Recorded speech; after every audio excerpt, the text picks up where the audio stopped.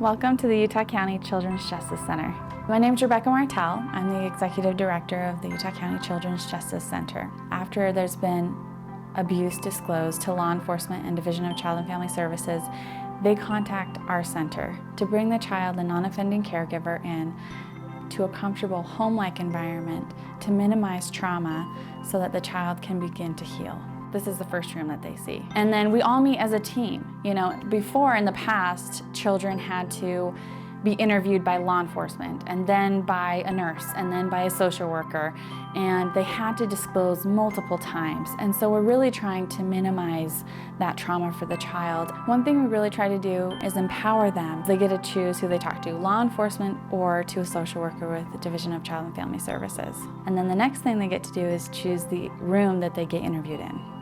This is one of our interview rooms. It's a safari room. And once the child comes in here and gets interviewed by the person that they chose to interview them, the other partner is monitoring everything and making sure that all the questions that need to be asked are being asked.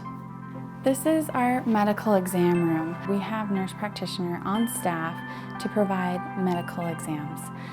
It's really important for children after they've experienced this trauma, thinking that something is wrong with them, something is broken, that they understand that their bodies are perfect and healthy, and that's the first step in their healing process. After every medical exam, a child gets to choose a blanket to take home with them. So after the child is interviewed, the last choice that they get before they leave the center is to pick a teddy bear.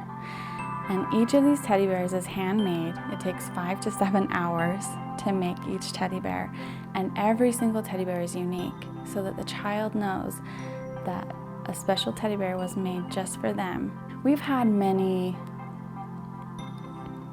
adults come back to the center and talk about the importance that this teddy bear was for them. So Children's Justice Centers throughout Utah are actually public-private partnerships, which means that we do get some state appropriations to fund the center, but anything beyond that, including this building, has to be raised by private donations and community support.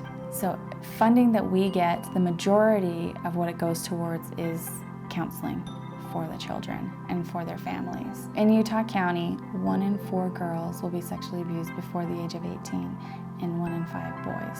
95% of the time, it's an individual that the family trusted. There are quite a few parents who have been sexually abused themselves and never talked about it, never disclosed it to anybody. So that's why we have support groups for those parents so that they can heal alongside with their child. We also have our Family Justice Center program, which is a legal clinic. We can help people apply for housing. We can help people apply for food stamps. We have victim advocates on site. We have just so many support services where the families can go to one place instead of having to go to agency to agency to agency. One thing that's a challenge for us is trying to raise money, because people don't want to think that sexual abuse happens. They don't want to think that it happens to people close to them.